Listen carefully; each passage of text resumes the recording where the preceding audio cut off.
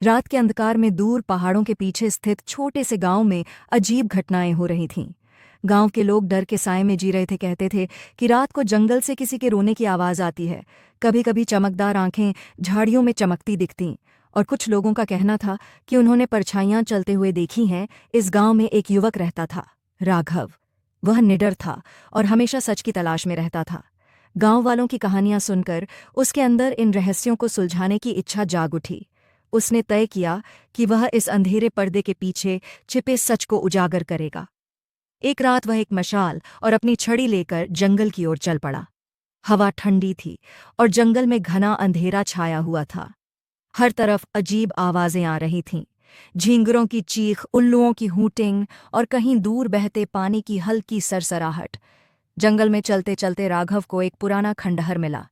यह एक प्राचीन मंदिर था जो अब टूटा फूटा और उजाड़ हो चुका था। मंदिर की दीवारों पर अजीब आकृतियां बनी हुई थीं जो समय के साथ धुंधली हो गई थीं। अचानक उसे मंदिर के भीतर हल्की रोशनी दिखी। वह धीरे धीरे आगे बढ़ा और भीतर झांकने लगा। अंदर एक बूढ़ा आदमी बैठा हुआ था जिसके पास कई प्राचीन किताबें थीं।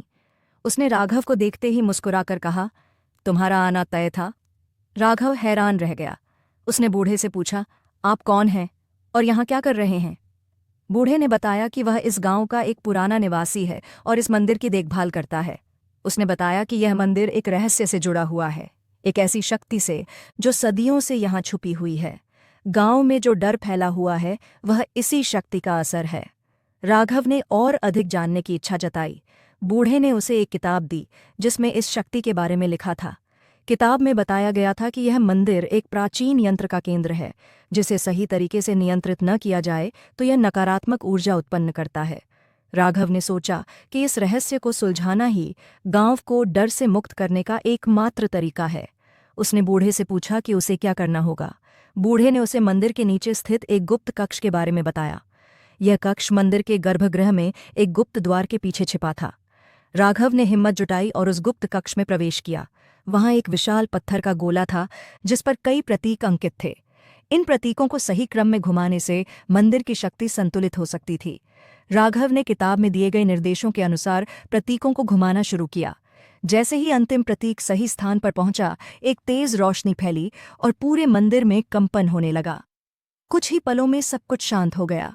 राघव ने बाहर आकर देखा तो जंगल की भयावहता समाप्त हो चुकी थी।